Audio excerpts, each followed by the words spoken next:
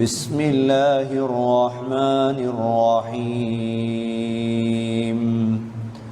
فاصبر على ما يقولون وسبح بحمد ربك قبل طلوع الشمس وقبل الغروب ومن الليل فسبحه وأدبار السجود واستمع يوم ينادي المناد من مكان قريب يوم يسمعون الصيحة بالحق ذلك يوم الخروج إنا نحن نحيي ونميت وإلينا المصير يوم تشقق الأرض عنهم سراعا ذلك حشر علينا يسير نحن أعلم بما يقولون وما أنت عليهم بجبار فذكر بالقرآن من يخاف وعيد. சூரா காஃபுடைய கடைசி வசனங்களில் சென்ற முறை நாம் அந்த வசனங்களை பார்க்கும் பொழுது உலகத்தில் இஸ்லாமிய அழைப்பு பணியை செய்யக்கூடிய தாயிகள், அது உலமாக்களாக இருக்கலாம் அல்லது பொதுமக்களாக இருக்கலாம், யாரெல்லாம் இஸ்லாத்தின் பக்கம் இஸ்லாத்துடைய வளர்ச்சிக்காக பாடுபடுகிறார்களோ அவர்களுக்கு அல்லாஹ் சுப்ஹானஹு வ தஆலா 4 வகையான உபதேசங்களை செய்கின்றார். முதலாவது உபதேசம், அவர்களிடம் வர வேண்டிய முதல் விடயம் ஃபஸ்பிர், சபர், பொறுமை. இரண்டாவது தஸ்பீஹ், வஸப்பிஹ் பிஹம்தி ரப்பிக். மூன்றாவது கியாமத்துடைய உறுதி எந்த அளவுக்கு இருக்க வேண்டும், வஸ்தமி'. அல்லாஹ் நபியை பார்த்து சொல்கிறான், சூர் ஊதக்கூடிய சத்தத்தை காது தாழ்த்தி கேளுங்கள், அந்த சிந்தனையோடு வாழுங்கள். மூன்றாவது. நான்காவது, தாயிகள் பேசக்கூடிய அனைத்துமே குர்ஆனாகத்தான் இருக்க வேண்டும்.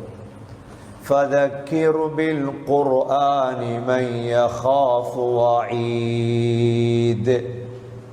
இப்ப நீங்கள் தாவத் கொடுப்பதாக இருந்தால், ஒன்றை பேசுவதாக இருந்தால், யாருடைய கல்விலே பயம் இருக்குதோ அவர்களுக்கு குர்ஆனை ஓதி காட்டிதான் உபதேசம் செய்ய வேண்டும். இந்த 4 வகையான ஏவல்களையும் அல்லாஹ் ஸல்லல்லாஹு அலைஹி வஸல்லம் அவர்களுக்கு ஏவியிருந்தார். முதலாவது சபர், இரண்டாவது தஸ்பீஹ், மூன்றாவது காது தாழ்த்தி சூரை கேளுங்கள், நான்காவது உங்களுடைய பயான்கள் உபதேசங்கள் எல்லாமே குர்ஆனாகத்தான் இருக்க வேண்டும். இந்த 4இல் 3 உலகத்தில், 1 கியாமத்தில். சபர், தஸ்பீஹ், குர்ஆனால் உபதேசம் செய்வது, இந்த 3ம் உலகத்தில். வஸ்தமி', கியாமத்துடைய சூருடைய சத்தத்தை கேட்பது என்பது அது கியாமத்து. அந்த உறுதியாக உலகத்தில் வாழுங்கள். இதில் சகோதரர்களே, சபுரை பற்றி எல்லோருக்கும் தெரியும். இன்று சமூகம் சபுரை இழந்து விட்டது. சபுரை இழந்து விமர்சனத்துக்கு அப்பால் ஒருவரை ஒருவர் ஏசுவதும் பேசுவதும் குறை காண்பதும் சபுரைத்தான் இழந்தார்கள். இரண்டாவது தஸ்பீஹ். இந்த தஸ்பீஹையாவது வாழ்க்கையில் எடுத்து நடக்க வேண்டும். தஸ்பீஹ் என்றால் என்ன? சுருக்கமாக வஸப்பிஹ் என்று அல்லாஹ் சொல்லியிருக்கிறார். ஆனால் குர்ஆனில் இந்த தஸ்பீஹ் சம்பந்தமாக 92 ஆயத்துகள் இருக்கிறது. எத்தனை ஆயத்துகள் இருக்குது? 92 ஆயத்துகளுடைய சுருக்கத்தை தான் இன்று நாம் பார்க்க இருக்கின்றோம். அல்லாஹ் இந்த 92 ஆயத்தையும் அமல் செய்யக்கூடிய அடிப்படையில் தான் இந்த தஸ்பீகை பற்றி அல்லாஹ் பேசியிருக்கிறான். கண்ணியமிக்க சகோதரர்களே, இன்று நாம் இந்த தஸ்பீகுடைய விடயங்களை 10 தலைப்பாக படிக்க போகிறோம். முதலாவது தலைப்பாக தஸ்பீகை பற்றியுள்ள சூறாக்கள். தஸ்பீகை பற்றியுள்ள சூறாக்கள் என்னென்ன சூறாக்கள் அல்லாஹ் இந்த தஸ்பீகை பற்றி பேசுகிறார். இரண்டாவது, அல்லாஹ் தன்னை எவ்வாறு தஸ்பீஹ் செய்கிறார். முதல் தஸ்பீஹ் அதுதான். தஸ்பீஹ் என்றால் என்னன்னு பின்னால தான் விளக்கு. அல்லாஹ் தன்னையே தஸ்பீஹ் செய்கிறார். இரண்டாவது.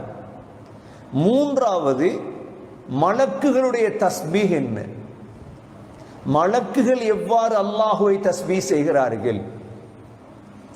நான்காவது, அல்லாஹ் 6 நபிமார்களுடைய தஸ்பீஹை குர்ஆனில் தெளிவுபடுத்தியிருக்கிறார். எத்தனை நபிமாருடைய தஸ்பீஹ்? 6 நபிமார்களுடைய தஸ்பீஹை அல்லாஹ் குர்ஆன் தெளிவுபடுத்தியிருக்கிறார். நாலாவது. ஐந்தாவது, மூமீன்களுடைய தஸ்பீஹ். ஐந்தாவது, மூமீன்களுடைய தஸ்பீஹ் உலகத்திலே. ஆறாவது, மூமீன்கள் ஆகிரத்தில் அல்லாஹுவை தஸ்பீஹ் செய்வது. மூமீன்கள் ஆகிரத்தில் அல்லாஹுவை தஸ்பீஹ் செய்வது. ஏழாவது, தஸ்பீஹ் செய்யக்கூடிய இடங்கள் எத்தனை இருக்குது, எத்தனை எந்தெந்த இடங்கள்ல தஸ்பீஹ் செய்யும். எட்டாவது, என்னென்ன வார்த்தையால தஸ்பீஹ் செய்யலாம், தஸ்பீஹுடைய வார்த்தைகள் என்ன. ஒன்பதாவது, தஸ்பீஹால் உள்ள பிரயோஜனங்கள் என்ன, என்னென்ன நன்மைகள் இருக்கு தஸ்பீஹ் செய்யறதா. பத்தாவது, உலகத்தில் இருக்கக்கூடிய மஹ்லூகாத்துகள் படைப்புகள் எவ்வாறு தஸ்பீஹ் செய்யும். இதில் விசேடமாக 2 படைப்பு, மலைகளும் பறவைகளும். இந்த 10 தலையங்கங்களை தான் இன்று 92 ஆயத்துகளை வைத்து சுருக்கி எடுத்திருக்கிறோம்.